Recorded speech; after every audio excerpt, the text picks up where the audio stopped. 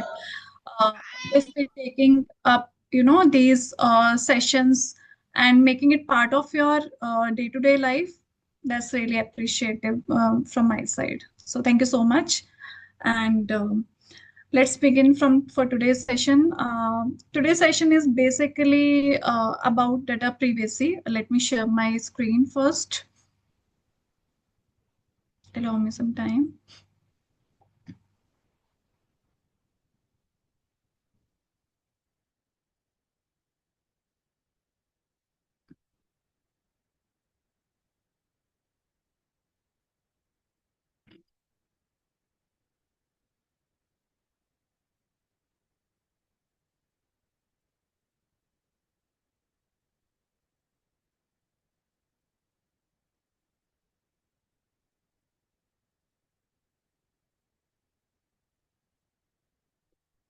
I hope it is visible to everyone and all. Am I audible to everyone properly? My screen is visible to all? Yes, ma'am, both. Yes, ma'am. Great. So, first of all, before I start with the session, right, when we talk about data privacy and security essentials, right, what is the one thing that comes to your mind just by looking at the screen that what we are going to do today? Anything that you want to tell me before I start the session? Like, maybe we give out a vast variety of data when we are surfing, when we are browsing.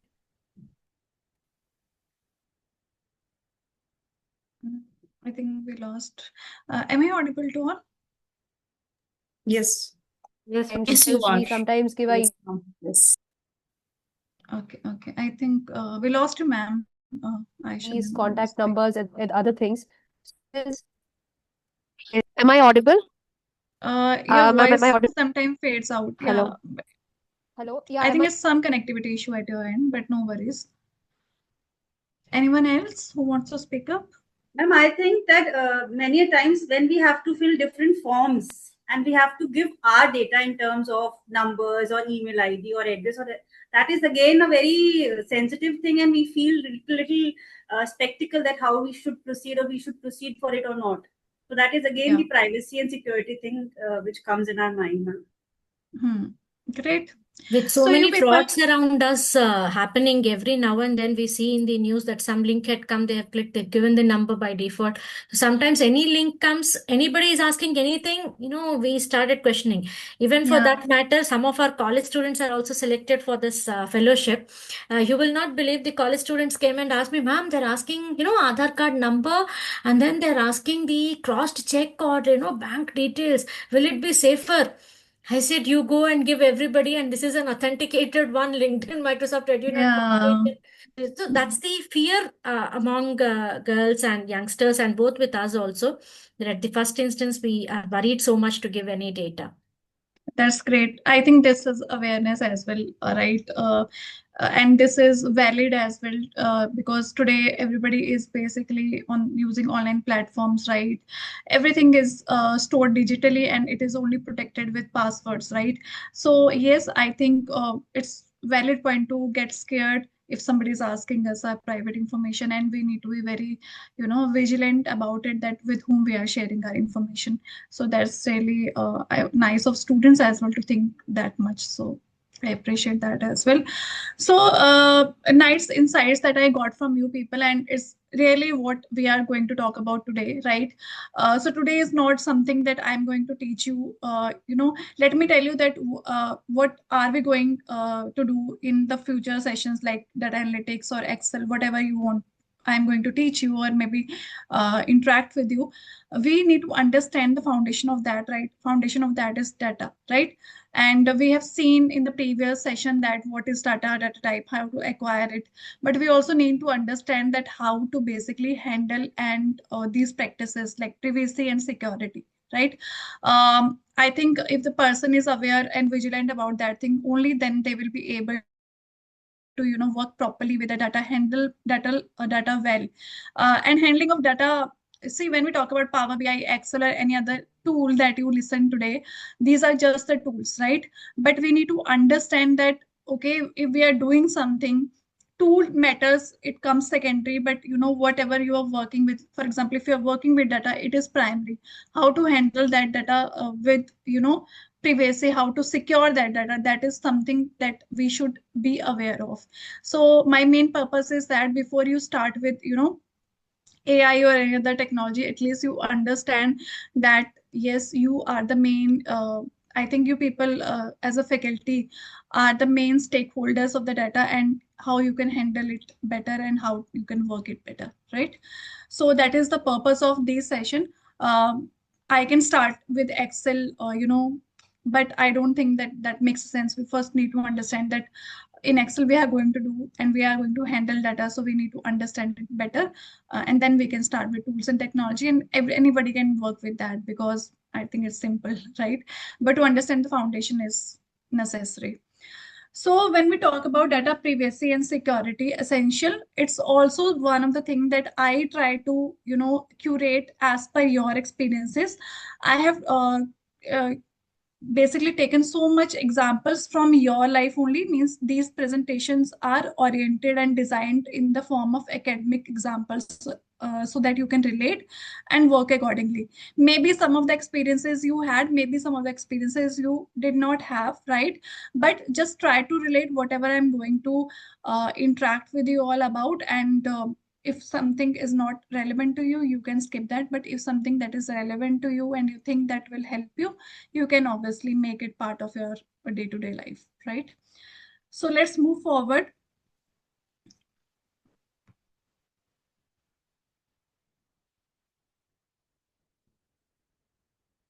Yes. So if we talk about the learning objectives of today's session, it will be talking about, as I mentioned, it will talk about your data, private data, how to secure that data, right? So it will be talking about data privacy and security essentials. Then we will also understand that what is the fine line between data privacy and security. These two things are different and we need to understand that as well, that how to differentiate between data privacy and security. And I want you people to understand the relevance of data privacy and security for faculty, because I think all of us are basically working in some job role. So we need to understand that how it is matter to us. Why are we learning it, right? So you need to understand the relevance of it for your particular job roles. And I have curated some activities for you so that you can understand it better, relate with your experiences, and let me know that whether it is working for you or not. Okay. Are we clear till now? Yes? Yes, ma'am. Yes, ma'am. Great. So let's start with one opening scenario, right? I just want you to just see the slide, right? And just let me know that whether this thing happens to you or maybe it can happen to you, right? So this scenario is a faculty member emails an internal mark sheet to the wrong student. Imagine there is a faculty member who has emailed an internal mark sheet to a wrong student who is not intended to see that marks, right? Now, this scenario will come up with 3 questions, but we will not answer these questions right now. Once we are done with the PPT, then I'll come back to this slide and then I want you to answer these questions. Okay? So, sorry. Okay, so this is something about the scenario that you need to keep in your mind. Once we are done with the topic, I'll come back to this scenario and I'll ask you that based on what we have talked today, let me know that what you have understood and what are the answers of these questions, right? So on the basis of this scenario, it is asking you whether it can be a privacy or security issue, who is responsible for this and what should be done first. Okay, so everybody got the scenario? I want you to remember this. Okay, we will be based our we will be talking about this PPT based on this scenario only. Are we okay about it? Yes, no? Yes, ma'am. Yes, Okay, ma'am. so first of all, let me know whether this scenario has happened to anybody, or do you think that it is relevant to you? May happen in future by accident? This can happen to anyone, ma'am. Obviously, right? We Yes, are human, right? It can happen to me as well. So I it would can want happen to to share anyone. one thing. It Hmm. was during COVID times. So we were supposed to, at that time, we were supposed to share our assignments and marks. So I had to share one of my files with one of my senior in the organization. And the situation was such that I forgot to enter one of the letters in the mail ID, and it was sent to some other person. So that was a very panic situation at that time. And yes, it happens a lot of times. Yes, right. Exactly, Anamartha. So, ma'am, it's happened, right? It can happen to anybody because we are not machines, we are human. We end up doing something that is not intended. But yeah, intention matters, right? And mistakes can happen. So let's move forward. So based on this scenario, first of all want to talk about data privacy. So what do you think? Like what when I talk about data privacy, what do you think? What it can be? You can write in the chat as well if you don't want to speak. What is the one thing that comes to your mind when we talk about data privacy? Confidentiality, ma'am. Okay, Ma'am, it's an unauthorized disclosure of someone's personal identification. right. What else? Anything else? Protecting your personal data. Hmm. I'm communicating Okay. the right data to the right person, the person to whom we want to communicate. I think that can also give us the data privacy. And sometimes Yeah, the very data is true. shared without a Anything consent. else? Sometimes the data is shared without a consent, ma'am. That is also something that. Yes. Okay, so very true, and I'm glad that most of you are very aware about this, right? I think you will teach me rather than I am teaching you, right? So that's great.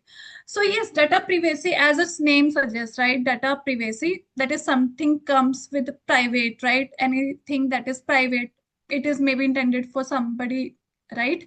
So basically, and data is always whatever data we have, it always basically for example, if I am the person and if you are storing the data, my details, it may signify me, my name, my age, my job, anything, right? It can have confident data. So it always handles the personal information, whatever the records, because you people are basically working with students. So I am assuming, as we have discussed in the previous session as well, most of you were saying that we are also storing students' personal details like their date of birth, their, for example, their Aadhaar card or something like that, right? So it always belongs to somebody, right? So data privacy is responsible to handle the personal information. Means it is always intended for somebody. It is not to be shared by with everyone, right? Focuses on who can access and use data. I think somebody has raised her hand. Nav Yeah, Sangeet. I Yes, just wanted to ask, ma'am, whether we'll be given these PPTs or should we making our own notes? I think you will be getting the PPTs on LMS. Have you Yeah, people, are you using LMS? yeah. Actually, You have access of LMS, right? Yes. for I the do. first session, it is already there. PPTs are already there. The first session which you took, ma'am, PPTs are there on the LMS. Okay. Yeah. Yes, so you will All get right. access to the content on the LMS itself. So I don't think that you need to take notes. If you want it, you can, but you will be getting the study material on LMS. Even the recordings will Thank be there. So if you miss something, you can watch the recording again. Okay. All right. Thank you. Okay, moving forward. So I was saying that data privacy is something that always responsible to handle the personal information, right? And it always focus on who can access and use the data. So for example, if the data is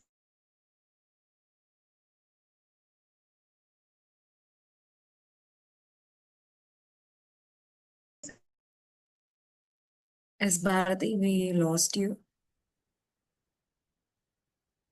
Can you hear us?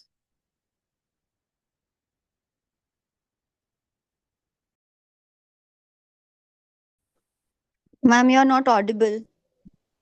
Yes, 1 minute now. I'm checking with Bharati.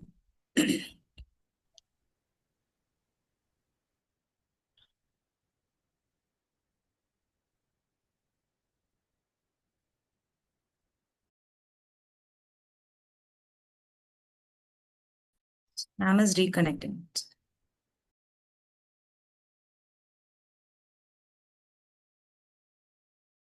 For the recordings, definitely you can see all the course materials and the recordings on the LMS. You can also check in the end of the session. Please let me know whether it is accessible from your end or not. Okay. For the recordings alone, I'll be uploading it on Monday. Okay. But I will share the recordings in the WhatsApp group. Clear, ma'am? Uma ma'am, one question out of this course material related information. Yes, sure. Like on LMS, there is one section of attendance tracking, right? So suppose I attended the first session, I filled the checkout form as well, but still it is showing zero in no record in attendance. So will it be updated later on or? Yes, ma'am. Okay. Correct. You're right. Okay. So I'll be updating. Okay.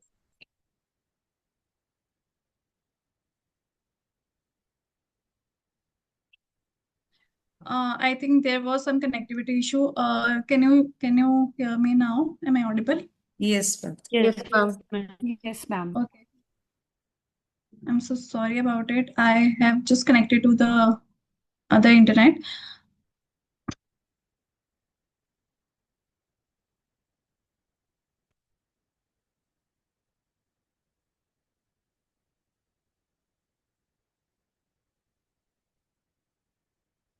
Okay.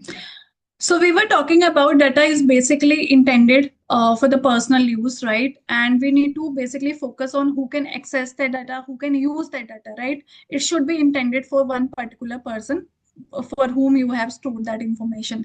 Why it is essential for trust and ethics in education? Because you people are associated with obviously educational institutions. So there are so many stakeholders. There are students, there are parents, there are HODs, there are external committees.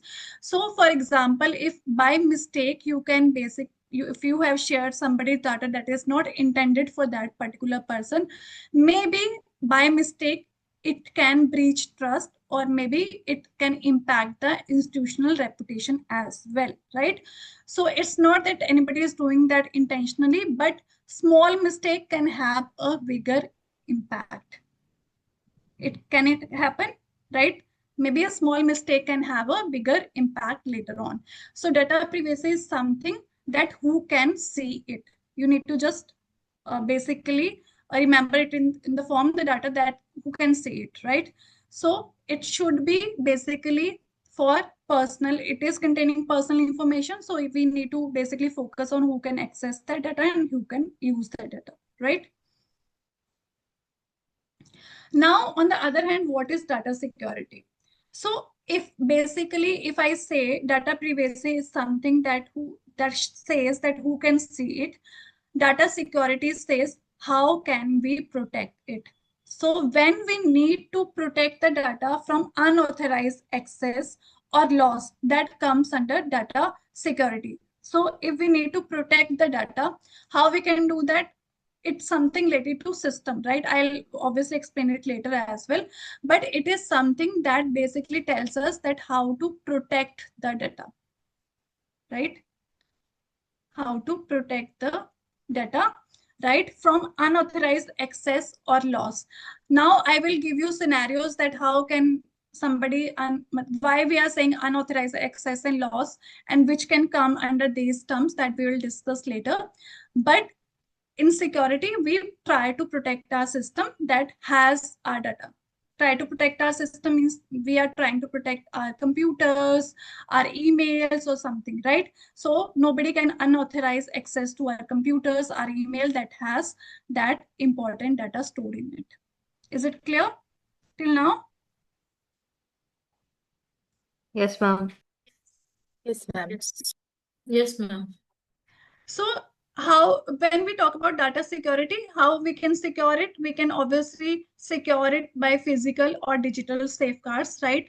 Physical means we need to understand that we are custodian of our digital systems like computers, passwords or something, right? So how we are basically safeguarding those systems from unauthorized use.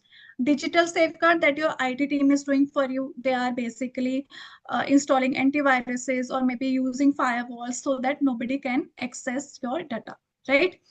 And it also depends heavily on your daily habits. So which kind of habits can come under this? I will talk about this later, right? So it is not only that you need to understand this thing, that data security is not something that only be protected with the help of IT team.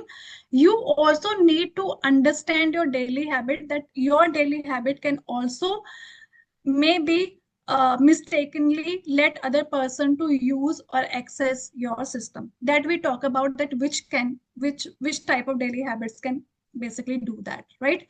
So for now, we understood that privacy is basically who can see your data. It is related to something that who can see your data, and security is how to protect your data. Security is how to protect your data. Is it clear? Somewhat. We'll see the activities as well, but are these two definitions clear in your mind? Yes, no? Yes, it is clear. Yes. Yes, ma'am. Okay, so now let's simplify this. What I have said in the last two slides, as I said, data privacy is something that relates to who can see your data. Data security is how data is protected, right? In data privacy, mostly the concept of consent comes. That am I giving you the consent to share my information with somebody? It can be anything. It can be location, it can be my photo, it can be my personal information that you had. Am I giving you the consent and then you are sharing it? Then that's completely fine. But if I'm not giving you the consent and you are sharing it, then obviously it is a data breach.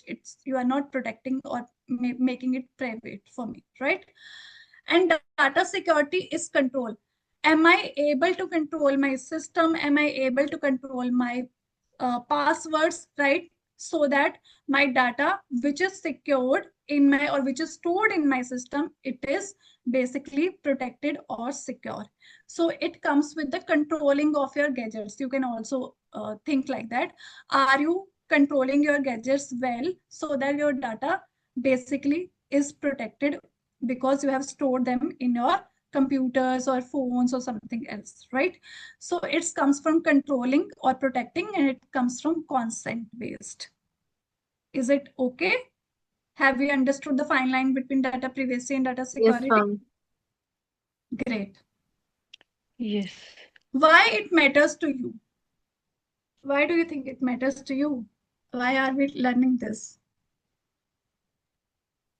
Ma'am, sorry to interrupt, but we are not able to use the chat box. It shows that the host has disabled group chats. Uma, can you check that? Yes, it is I'm disabled checking. for I'm me checking, as Bhargavi. well. Give me Yeah. a minute. And I think it will work for you. You need to click on everyone. Is it working? Yes, Now it it's is working, working Yes, ma'am. it's working now. Yeah. Thanks. Okay, great. Now, why it matters for faculty? Why do you think that? I think, Dr. Vanna this side, I think looking at the broader view, we are the stakeholders of our universities, and we as teachers have so much information with us, which we need to take care of in terms of Yes. university as well as students. So that is Great. one important reason.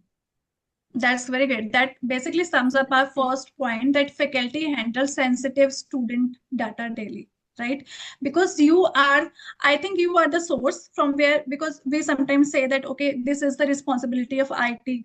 They need to protect. But no, you are the people, you are the source from where the data is originating, right? You are the first hand, I think, people who are working with your student, not the IT team. They can protect it externally, but I think our habits and how we are doing that, it really impacts the data privacy and security.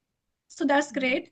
Anything else anybody Yes, wants to say? one thing I want to add into it, like just an incident happened in one of my previous institution. Faculty went into the class and was going to present the topic, but instead of presenting the topic, by mistake, she has opened the question paper. So Yeah. that is also one of the incident which happened. So we hold a lot of confidential data, not only the demographic details of the students, but yes, we also have question papers, we also have the answer sheets, evaluation details and all, which at a particular time only we are supposed to reveal, not before do that. So yes, this kind of these kind of data we hold, and it is important to make Yes. the data private for that, Yeah, secure and exactly. private. Yeah, I would like exactly. to. I will also like to add something, ma'am. Ma'am, data privacy and data security are both important. It is not just that the data will be leaked to the outside parties or the external parties, but I think even the students who are engaging with each other, they should also not be having data of the other student. Like we can see crime rates are increasing day by day. Yeah. So why should the batchmates or the classmates have sensitive data of each other? I think so privacy should be, I think, individual point of view, that data privacy is very important. Why should my batchmate have the details which I am not liking to share with anyone else? So I think crime rates, etc., can also be reduced to a very large extent if we have very good data privacy and data security systems. Yes, very, very true. And this comes sometimes we unintentionally share the location, right? There is new concept that geotagging and all, but able student, right? If they are tend to because of crimes and all, right? Maybe somebody is tracing somebody, right? So these are very small habits that we can avoid, or maybe we can discuss that what is the secure things that we can do. That obviously if we need location, we can also do that, but how we can basically protect that thing from these things that don't end up in criminal activities or something. So I think sometimes we forget about it, but these things are very important, right? If we think it very deeply, I think these things really makes a huge difference if we adopt these habits in our life as well, right? So very true. Thanks, ma'am. So as all of you said, right, because we are dealing with so much of sensitive student data, so it's really happens, right? It matters to you people that how you are working with that. And as ma'am Mansi ma'am said that she said, right, accidentally some of their colleague have opened the question paper. So it's somehow, I think, damage the trust or maybe reputation of that particular institution as well, because you are leaking some sensitive information related to that particular education institution. So obviously it can impact trust and reputation as well, right? So we should be very careful that how we are sharing that information, with whom we are sharing that information, and whether it is being intended to share on the public platform or not, right? Faculty action affect institutional compliance. Obviously institutions are legally binding, right? There are few rules and regulations that all of you needs to follow, so that you are basically not affecting institutional compliance, right? So it's very important that you work accordingly, you understand your data rules, your university's rules and regulation, and you work accordingly. Because in the end of the day, we are working for the students, we are working for the institutions, and we are the source and main stakeholders, I think, of the student data, and it is originating from our side. So it matters for us. That is why we are basically talking about it, right? Is that right? Yes, no? Yes, ma'am. Yes, ma'am. Yes, ma'am. Yes, ma'am. Great. Thank you so much. So when I talk about the next slide, regulations, what faculty needs to know. So I'm not here to tell you about the rules or laws, right? And nobody is going to obviously remember those laws. If you want, you can obviously go to official website and see. There are so many IT rules are there, laws are there. In national education policies, there are things that are mentioned regarding data privacy and security. But in the nutshell, we need to understand that as a faculty, because as I said, the student data is basically originating. We are the source who are collecting that data. So it should be protected, at least at our end. We should not share it blindly, right? And with whom we are sharing, we should be very clear. If you are sharing it without any purpose with anybody, it will be very risky in the later time, right? Institutions are accountable. If some data breach has happened, then it will come to your institution, so they will become accountable. And faculty practices matter. What does mean? whatever the daily habits that you are adopting related to data, it matters, it impacts your data privacy and security, right? So we need to be very careful about how we are working with data, how we are protecting the data, and if any mistake happens, what needs to be done from our side. Okay, so these are the things I think that you can think through, and maybe if something has happened in the future, you can work accordingly, right? Now comes the activity. So see, when we talk about activities, there is nothing right or wrong, but there is some ideal, situation that we can adopt, or ideal answer or ideal thing that we can adopt in our life. So when I talk about the activity, you can basically share your opinion according to your experiences and what you think will be the ideal situation in this, right? So first activity is guess the risk. So risk there can be three type of risk: low risk, medium risk, or high risk. Okay, you need to basically categorize these statements as per, rank these statements as low, high, or medium risk. So identify the risk in shown scenario. First is unlocked laptop. What do you think that what can be the risk? If you basically keep your laptop, for example, if you are in the lab and you are working on your laptop that has some very important information in it, High risk. and you just go away for a few seconds, but your laptop is still unlocked, will this scenario end up with high risk, low risk, or medium risk? What do you High think? risk. High Medium risk. to High high risk. risk, I feel. High Because risk, everything ma'am. is High there. risk, ma'am. Depends. Yeah, it depends on what I've stored in the laptop. So like that. Yes. Ma'am, I would like to share one incident. It happened in my previous university that a person left his laptop open, the system open, the email was open, and just for a prank, somebody typed a resignation letter and sent it to the authorities. Oh my God. So this kind of thing can happen. It has happened in our previous university, though later on it came that it was just a prank, but that created something a serious chaos for the person who hasn't sent a resignation letter. So definitely what you said, that we need to be very particular about locking our laptops, or when we are not working, then that thing shouldn't be open.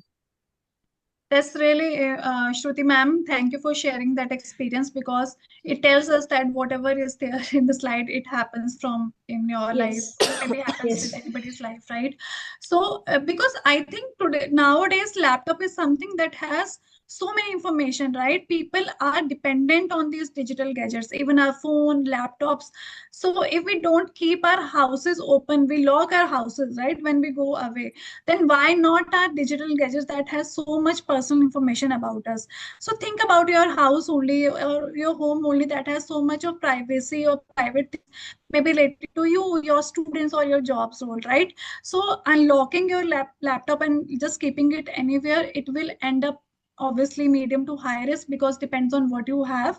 If your house has nothing, like no money and no jewelry, then okay, you can say that, okay, if somebody goes in my house, he or she will not find anything. Same happens with your laptop. But most importantly, I think it comes in high risk, because most of us has so much of important information that is stored in the laptop, right? So we need to be very vigilant about it, that what are we doing in these situations. Then the second scenario is shared password note. Means, for example, it can be, you can see this scenario, you have stored your, or maybe written, you have wrote your password and kept it in your desk somewhere in your drawer just to remember it. Do you think that comes under low, medium, or high risk? High risk. High risk, ma'am. High risk. High risk. Why do you think so? Ma'am, there can be a complete loss of account control due to a simple password sharing. Yeah. Ma'am, I Very think it can be a low risk, because password, I think it is not laptop password, can be any password, and the person doesn't know that where to use that password.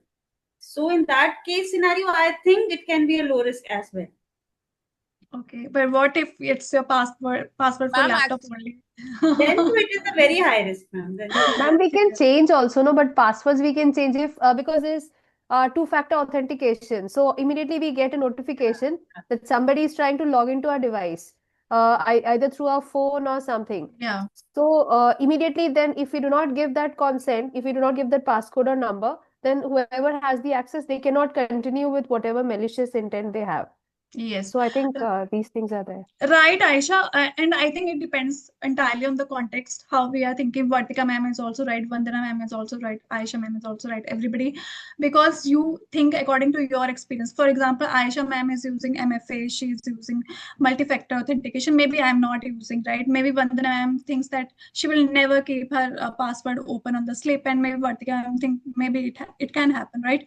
So it depends on your personal experiences, how you are storing your passwords, right? What do you think that can it be applicable for you? Maybe if you are basically keeping your password and you are keeping it on note somewhere in your desk or drawer, so it can be of high risk. But if you have MFA or something, maybe it doesn't impact you that much. But obviously, I think still we need to be very vigilant about our passwords, because sometime it may impact us indirectly as well, right? Maybe your sometime what happens, let me tell you, it happens with my one of the friend. What he did, he shared his password for Microsoft Azure, right, with one of his friend too, because his friend wants to access Microsoft Azure for some, it's a cloud platform, right? So he wants to make some application over there, and he told that, okay, I have a subscription, I'll share my password with you. So he shared his password with the friend, and what happens, I'm not sure, but that friend basically tried his password in some other application, for example, his email or Gmail, something like that, and it was not protected. It was not protected with MFA, and he ends up opening his Gmail and his one Outlook, everything, whatever, because his password was same for many of his account. So he end up basically losing his information to his colleague or friend, whoever he was, right? So this kind of scenario can happen, right? So we need to be very vigilant. Sometimes we forget that, okay, we are basically using the same password for so many accounts. So my recommendation is to be careful with your passwords, right? Then open email attachment. What do you think? Is this comes under low, medium, or high risk? Again, depends on the context. What email is there? Like if it's You a can job share offer your letter experience. and all. Yes. So, yeah. Okay. What else? Yes, I think it depends upon the attachment which is being attached and the person to whom is being sent. And the person who's reading it, like a Yeah. person who's just eavesdropping and he suddenly pops up and sees that sensitive information is there, and the person wants to leak it, then that can be harmful for the person whose email they have just seen. Yes, very right. So it depends, but you know, we when we think, okay, I am very happy that you people are very positive and think about optimistic situation that can happen to you, that what if it is not basically, you know, benefits anybody, right? Whatever email attachment you have. But what if you have the email attachment that is maybe beneficial to a student or teacher or somebody, right? Who you don't want to share it with, right? So still it's your private information, it's your personal information. Based on context, yes, you can decide that whether it will harmful for you or not.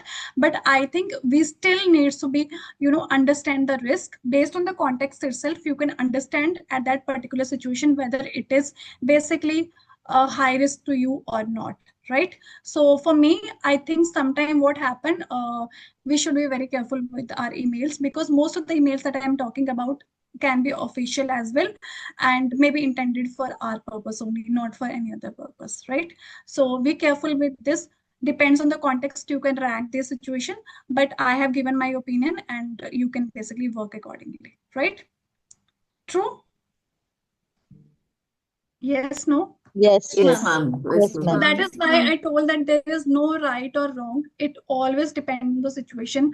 But I think the most we can or best we can do from our side is be vigilant about what is happening around us, right? And what are we doing from our side? Because we can do best from our side, right? That is the thing that we need to adopt. Next is activity depends on that you need to categorize these statements. I have only kept 2 statements just for the understanding purpose. Whether you keep those statements whether you think this is private or not, right? So first classify, tell me, do you think that if we display attendance percentage on the notice board with the student's name displayed, whether it is private information or not? What do you think? No, ma'am. It's not private, I think. Not It's private. not private, ma'am. Why do you think so? Not private. Because all the students know who is coming and who is not. They also keep a gauge. Nowadays, the students have become clever. They are also Yeah. maintaining their own attendance after we give also. They are coming and claiming, ma'am, I'm noting down. I was present on that day. If they are late, if we are marking date also, they give us the time, which time and minutes, hours and minutes. And Okay. everybody knows who is coming and who's not. So we need not say that is private. That is my opinion, of course. And Okay. ma'am, I think this information should be shared with all the students. Students should know that this is the student who has been coming to the class 100% attendance, and we are giving them extra marks or something like that. So that kind of information is also important. So this is not a private thing, ma'am. Means Yes, you are saying ma'am. that I it can also think motivate. it is a public information, and I think the display of attendance will help in bringing more transparency in the system. Say for example, if we find out or chalk out who are the students with short attendance, so it is better that the entire list is displayed so that the students can themselves judge whether they are in the category of the short attendance or not. So better transparency can be there with this. Okay, so you basically Actually, ma'am, want to classify I also this want to. as transparent, not as private, right? As per Gagan ma'am and other Rama ma'am, Vandana ma'am. Okay, yes, Manisha ma'am, you want to say something? Ma'am, I also want to add something. Like, though I don't think it is a private information, but of course it has certain setbacks. Like in my class, once when I displayed attendance marks, two of the friends they came. कि तीन लोग का group था. They said we three come together into the class always. How come one has got attendance of 75% and other two have not? So, of course, it is not a private information, but displaying or making it very transparent may lead to many problems for the teachers also. Yes. But Manisha ma'am, this is the solution, I guess. If 3 students were coming in the class together, so they have helped us to correct the attendance by sharing that, ma'am, we used to come Ma'am, together. and So they are saying that they used to come together. How will a teacher identify that they always used to come together? Many times you have got internships, you have got campus placement right, interviews. So maybe right, they are going for their that activity also, na? right. They tend to forget. I think, So ma'am, in this new technological educational sector that we all are part of, LMS is already displaying this Yeah. information of all the students and individually giving them this information. Whether we put it on the notice board or not, it is just an additional activity on our part. Otherwise, what I feel is LMS is there. They are having the access of it every weekly. They are getting the notification if their percentage is less than what is the required standard percentage of each institution. So, in my opinion, I think whether we post it or not, it's any which way nothing confidential. They are already aware about it. And as far as we are talking about, if there is any discrepancies, they themselves are more curious than us to come and make sure that come please rectify our attendance so that we are eligible to sit in the test. So this is Yes. what I feel. While Yeah. ma'am, I think And ma'am, through the LMS platform, student has individual access to their own attendance percentage. On notice board, you're able to see everybody's attendance right, percentage and compare right, it. And that doesn't very right. matter. I mean, True. what I feel is one student is not concerned with what another student's attendance is. In my opinion, every individual student is concerned with their own attendance percentage rather than what my friend has got or how much percentage unke hai. They are only interested about their attendance percentage because ultimately that is going to make them eligible to sit for the exam. but here Yeah, we are nowadays, about ma'am, privacy. even the message system is connected with the LMS. If a student is exactly, falling exactly. short, so Yeah. they get immediate message that they have not attended the class today. Yes. So So whether it is I being displayed it on the notice board or not, it is already transparent with the students. I second Exactly my Payal ma'am's point. opinion because LMS portal is definitely showing attendance to individual students. Now, this is so yesterday, and this is very a chaotic scene when we display attendance on the notice boards because it creates a sort of chaotic scene among students. LMS is already showing them the transparent and the true scenario, so there's hardly any need to display the attendance on the notice board or something like. But Yes. ma'am, not every institute is using LMS portal and not every institute is tech savvy. So we still in India have institutions which are displaying attendance or any other notices via hard copies. So I think we should consider both the cases. Yes. Got it. So you people have, different opinions based on your experiences, and I respect that because not everybody is using technology, and maybe most of us are using LMS as well. So, see, I agree that you people want to be transparent with attendance, but in my opinion, only the student whose attendance is basically, for example, if I have a short attendance, I think I am only the person who is basically want to know that. I don't want my friends to know that I'm not eligible to sit in exam because it may impact the student dignity because he may be short of attendance due to anything, right? It can be medical issue, it can be any family problem or anything. It's my opinion. Obviously, you people knows best how your university basically works, but I think LMS is the digital platform. They have done a good job because it is only showing the information related to a student who is intended to see the notification. And I think the student whose attendance is short, he should know and he should improve based on the whatever efforts he needs to done, he or she needs to done, right? So maybe, right, it's my opinion. Obviously you people know your university's procedures and rules. So for me it can be private, right? Because it may hamper some students dignity, right, if they don't want to share that why is it, why my name is there on the board, because it happens, right? Sometimes if I talk about the next point, internal marks in the WhatsApp group, don't you think that if I'm a bright student and somehow if I got less marks in any subject and my name is shown on the notice board or WhatsApp in the red color that this student is not passing the exam, obviously it will hurt me, it will impact me, and I don't want other people to see it, right? Because it can be any reason, right? So maybe right, everybody has their experiences. I respect everybody's of your opinion. Don't change that. What I'm according to what I'm saying. I'm just here to classify based on what I have researched and I have basically learned. So I think for me, both the things are private and should be shared with the intended person, not with everyone else, right? So yeah, that's all. Anything else that you would want to share? Maybe Ma'am, I just want to add second one point. thing I know that is depend on the verdict of a person, that is private or not, but the psychological aspect cannot be left behind.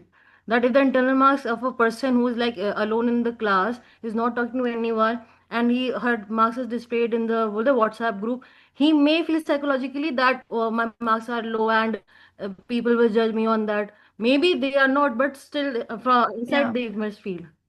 Yes, very right, right? It happens, right? We are living in competitive world and we trend, even if we don't want to judge anybody, but anyhow, our mind or maybe human nature is like that. We end up judging people, right, based on their attendance, marks, or whatever they are doing in their life. So I think the information should be shared with the person who is intended. But I'm not telling that every system works on the same benchmark. Some are working right now, some are maybe going to work in future, but we may take first step and we need to understand that why it is important for us. Is it clear to everyone? Yes, no? Yes, ma'am. Yes, ma'am. Yes, ma'am. Yes. Yes, Great. ma'am. Yes. Thank you. Let's move forward then. Okay, interesting activity. Now tell me, you need to tell me that, okay, tell me, anyone of you got any fake or suspicious email Yes. where you have maybe opened that email accidentally, or maybe tell me that what kind of mail you basically name as suspicious email or fake email. What do you think that which type of Ma'am, email? I would like to share an incident with you, which is very personal also. Yeah. Although I was not a victim of it, but many of the people were. Like when I was doing my MBA, while we were in the semester 3 and we were going to sit for placements and all, we got an email, I don't know from where, but the email stated that your resume has been shortlisted and we found it very interesting and you have been found suitable for a job for which you have to come to a particular place. It was mentioned as City Hyderabad, and we will arrange for your accommodation.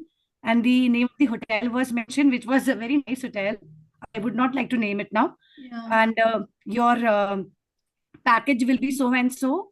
And there was mentioned the criteria for selection, like you resume shortlisting ke baad, you will be sitting for the interview, group discussion, and then if you are found suitable, you can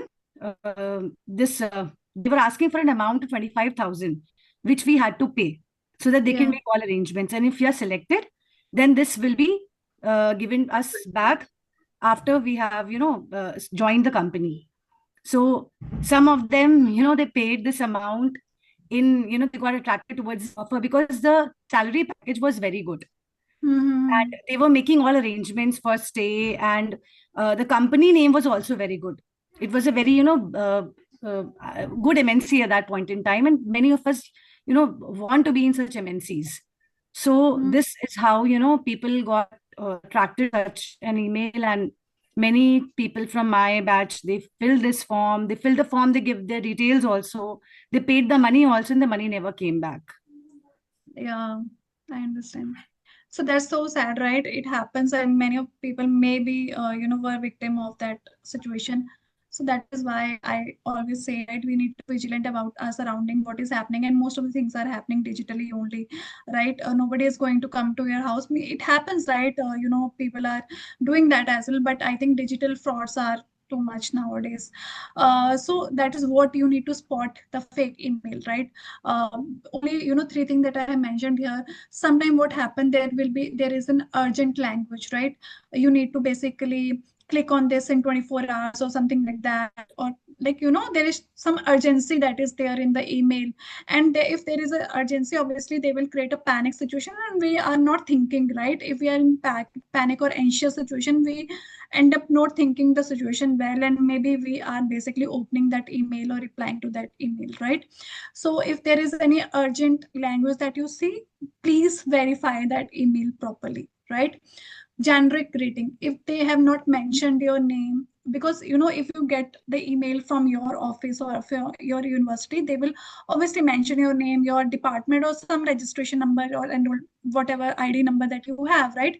But if you get some generic greeting that is general, right? Hi, how are you? Something like that. So maybe it is not something that is intended for you. Maybe it is a fake email. Then suspicious link. There are many emails come with a suspicious link, and if you click on those links, maybe they end up getting maybe they end up basically getting all the information that is basically there in your computer, right? They can end up getting control of your computer or systems or your account, right? So whenever you see these things, right, where if an email has urgent language and recreating a suspicious link, try to avoid these mails. If you're still unsure, if you think that you get your email from your university, please check with your IT team, or maybe from your department through any other email, not from this email. You can write them back that I have got this email, is it right or not? Do I need to follow up or not, right? So it's very important that what step are you going to take. Verification is important than landing in some any situation that is not fruitful for you, right?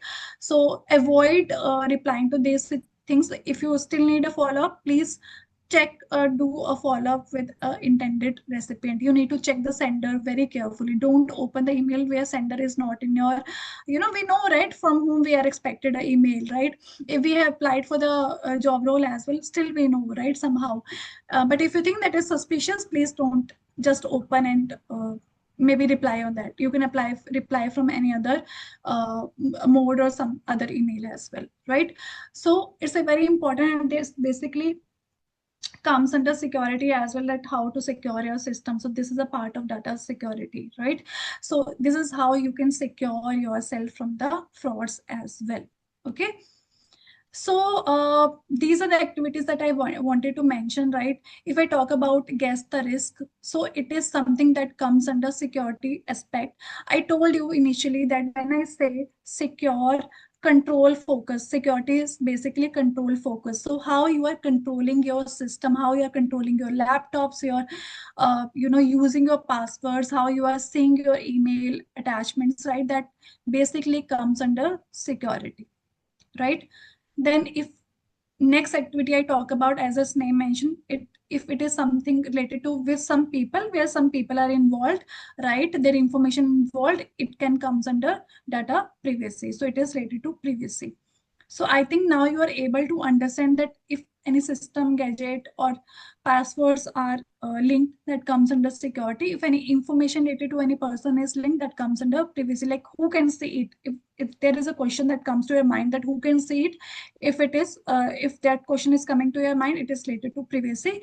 And how can I control the fraud, or how I control my system, that comes under the security. Did you understood the difference between both of them?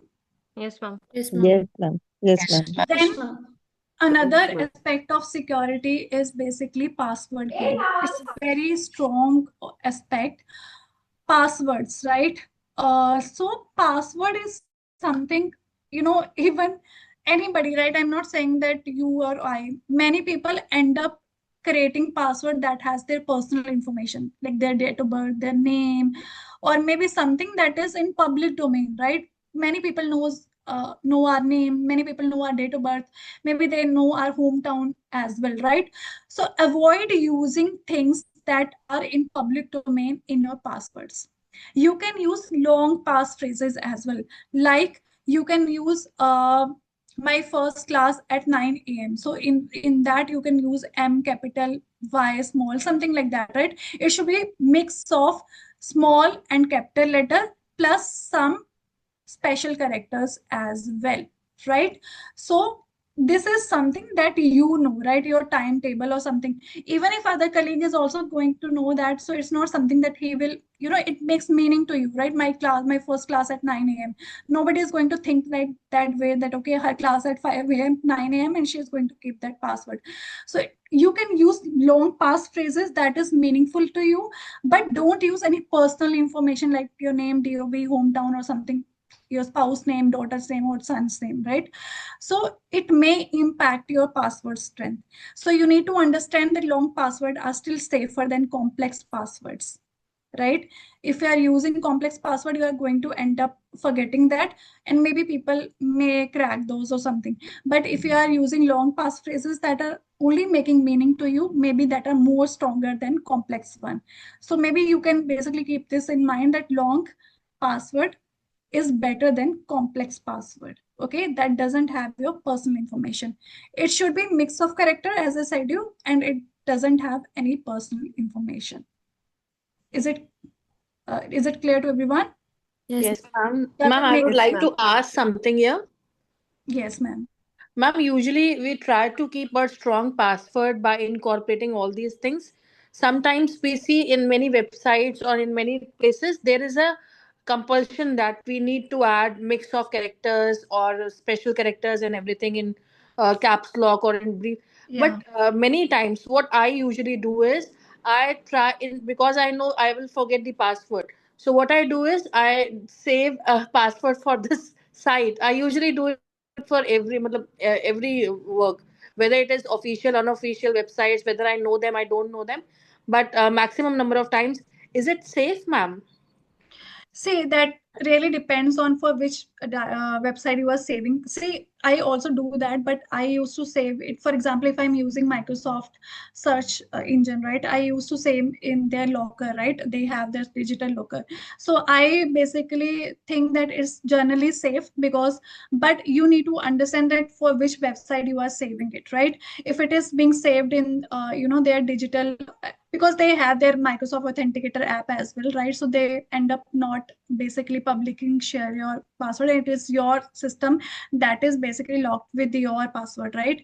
But not try to save it, like you can save it digitally, but do not try to save it like physically, as I said you, right? You do not write it in a note, but again, be very vigilant about which website you are saving or which platform you are saving. If you're suspicious about the platform, don't save over there, because you don't know, right? But most of the website that has, you know, lock in front of them, you have seen the lock, right?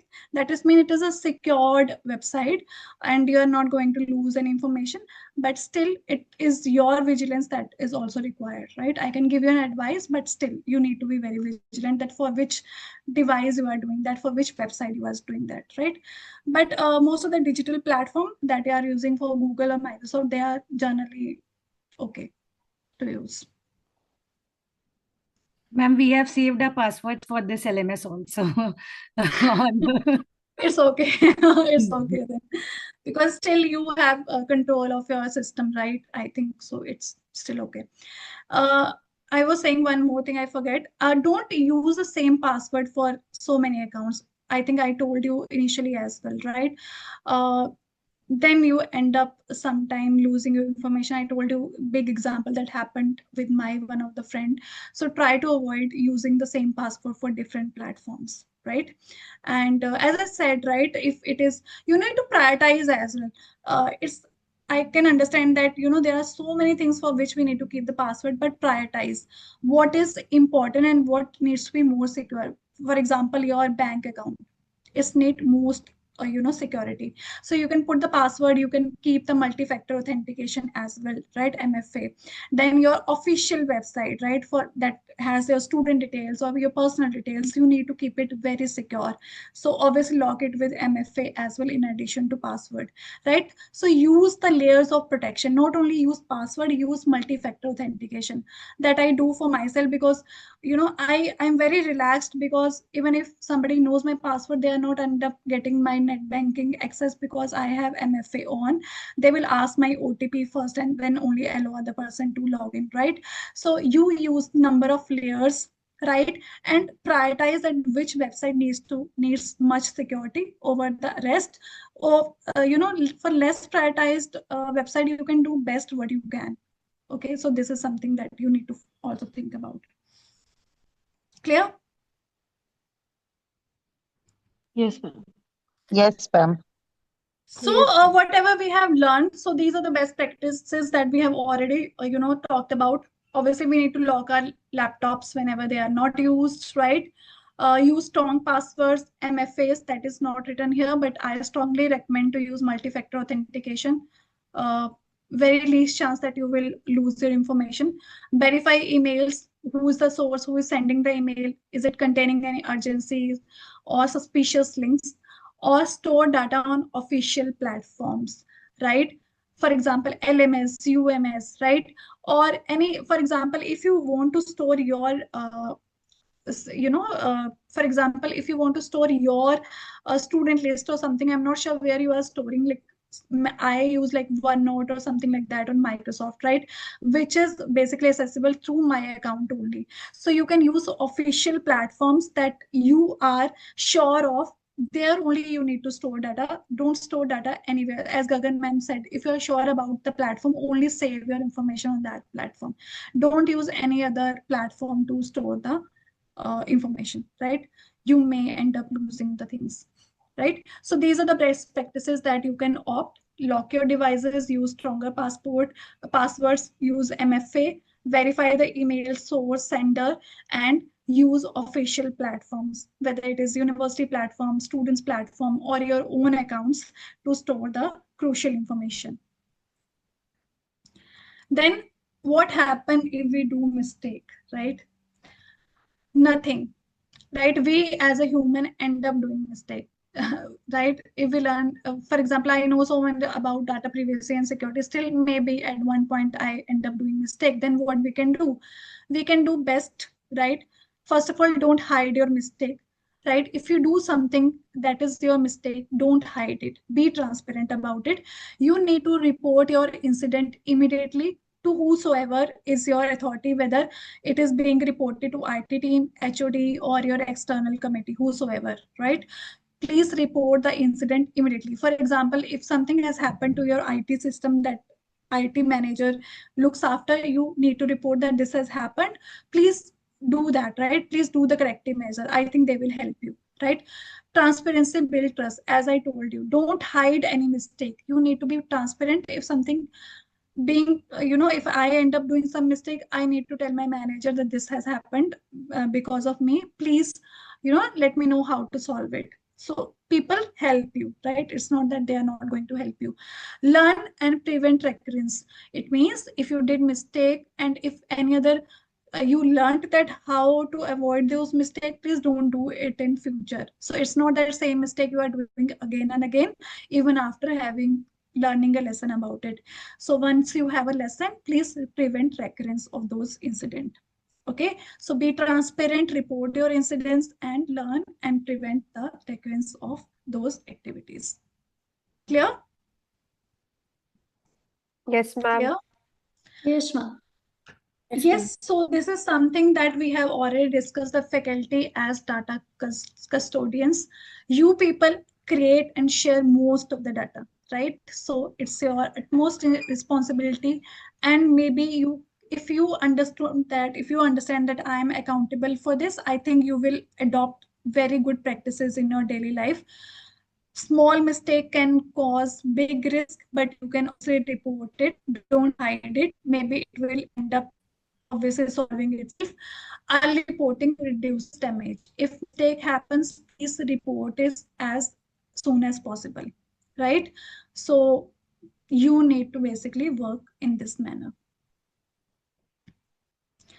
Then what is a session summary? See, most of the mistake is not intentional, right? You are not going to do any mistake by, if you are intended to do, it's accidental, right?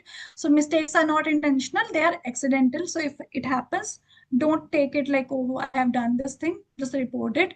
Privacy, what does it mean? Respect to other personal information. So privacy always means respecting the information for the people that you had, right? Security depends on our daily habits. Strong password, locking your phones, locking your laptops, don't open your email in front of everyone, something like that, right? So if you improve or if you take some, work on your daily habit, I think you are securing most of your data. IT team can work secondary with you, but you are the primary person because you are the custodian of your data. So you need to adopt practices that basically help to secure or protect your systems.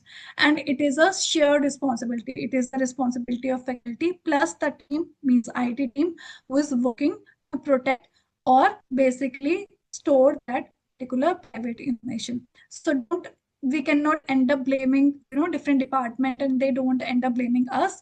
We need to work in collaboration so that we respect the privacy. We basically adopt things that secure our systems. Okay? Yes, no? Yes, ma'am. Yes, ma'am. Yes, ma'am. Yes, ma'am. Great. So now we are basically end of our session. What is the time? So we still have time. I'll go to the first slide now. Just give me a moment.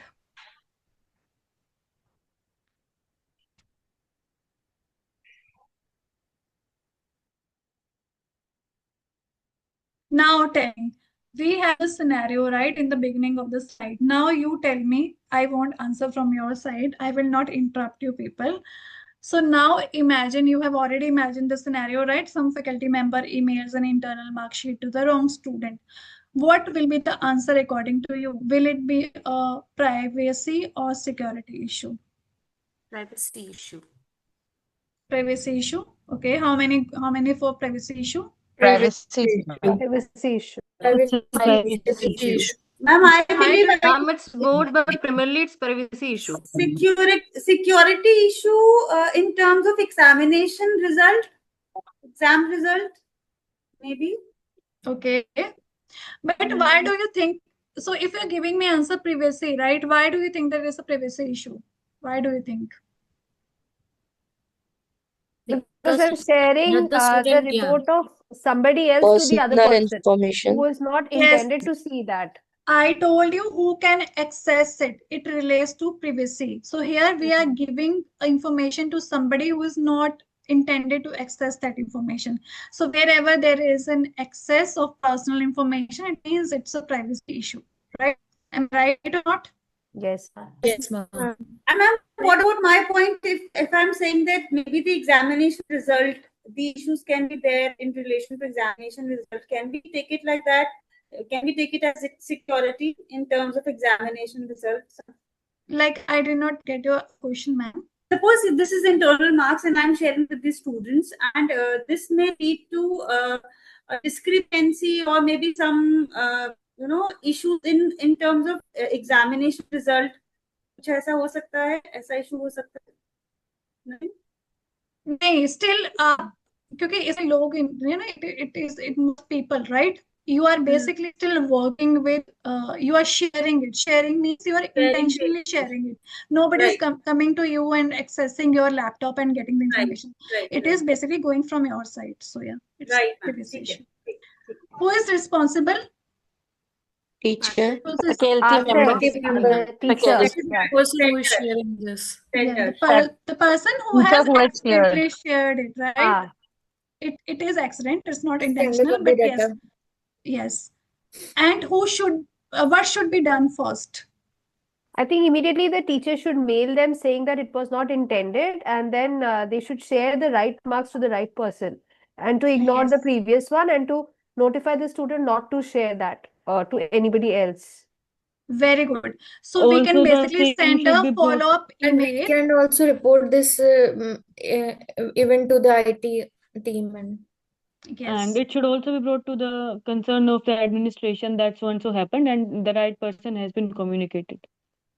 ma'am, if we use the Outlook platform, we can also always recall the mail in the given time. Yes.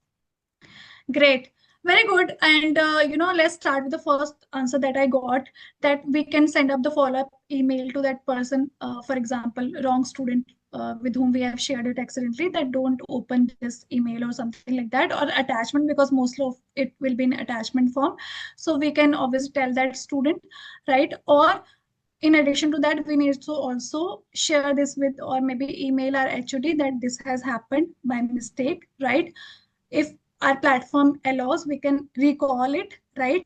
So that it is not being seen by a particular recipient who was not intended to see.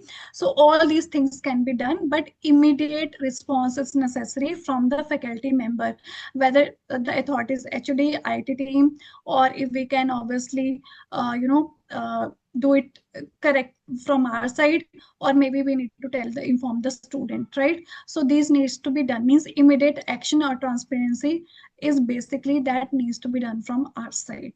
Okay, so but what is the thing that we should not do in this case? We should not silently delete the sent email. Recall is different, but if we are deleting the sent email, it means we are hiding our mistake, right? But the recipient will end up obviously watching your email or getting your email, right? So this is a scenario. I think if you understood this, then I think the work has done. And I hope that you enjoyed the session today. And because you need to write 3 takeaways in your feedback form. I want you to write these 3 takeaways in the chat that you are going to write in the feedback form. So I should also know that what 3 takeaways that you had or you learned from this session. So you can keep writing in the chat. I'll maybe see from the chat itself. Or if you have any question, please feel free to ask the question as well. We still have like at 7:55, I'll ask Uma ma'am to, basically, I think she needs to talk to you people regarding attendance, and if you have any query related to LMS. Till then, in 3 minutes, you can write 3 takeaways of the session or any feedback that you would want to give. Thank you so much. Thank you, ma'am. Thank you.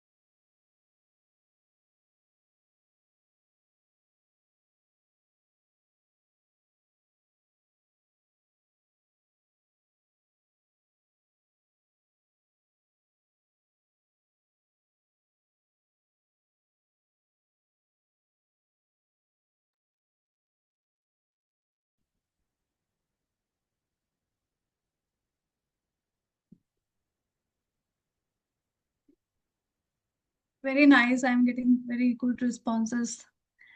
This makes us happy when you people, respond and give us, always after the session, if you understand or you basically tell us 3 things that you have learned, it means you really, are attentive during the session. And I think this is the motive of these kind of fellowship.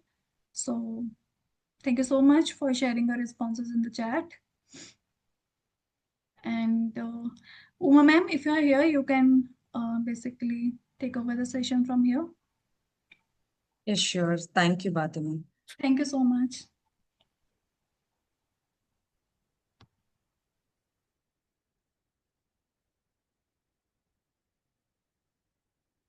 So many of us was asking about the acceptance letter.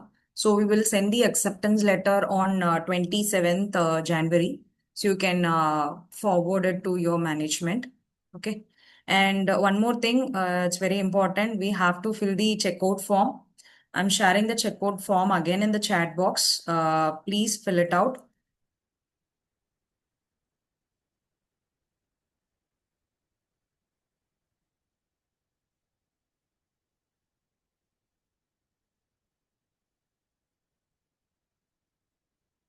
And I plan to discuss about the self-paced course maybe on Monday or the next schedule. I'll be talking about the self-paced course. This is also included in our certification criteria.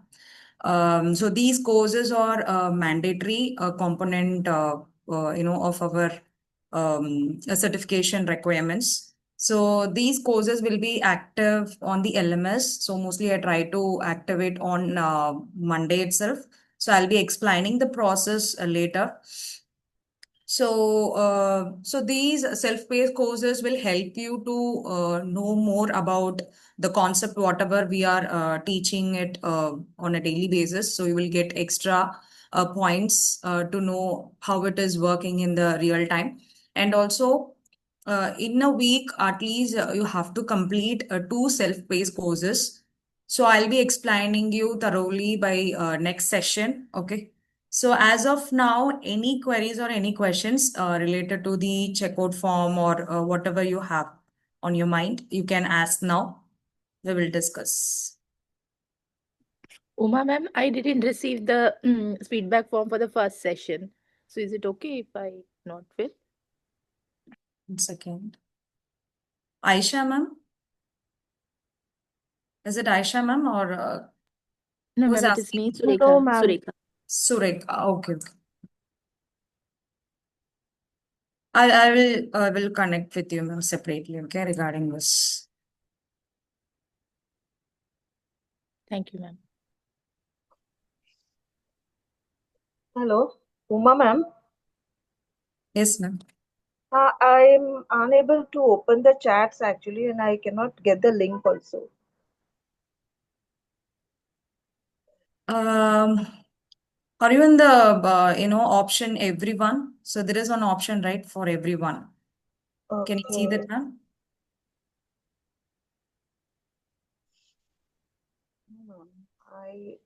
No, ma'am, I cannot.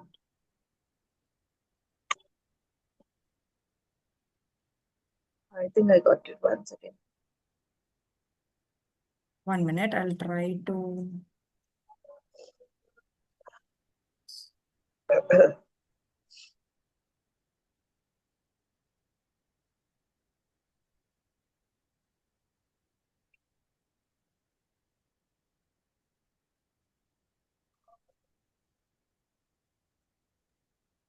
Uma ma'am, I want to say something.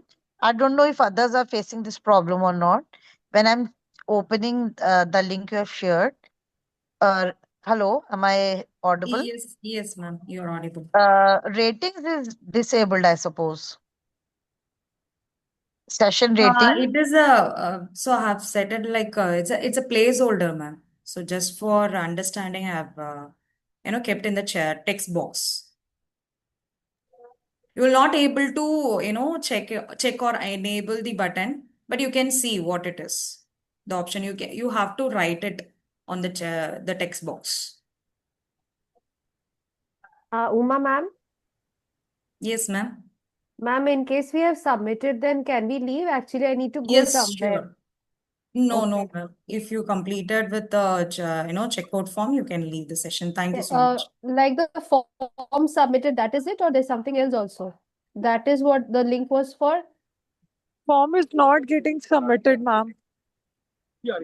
Is it Can you same please for reshare the everyone? link? Yes, ma'am. We Ma'am, submitted if form. we have Test form submitted, submitted. can we leave?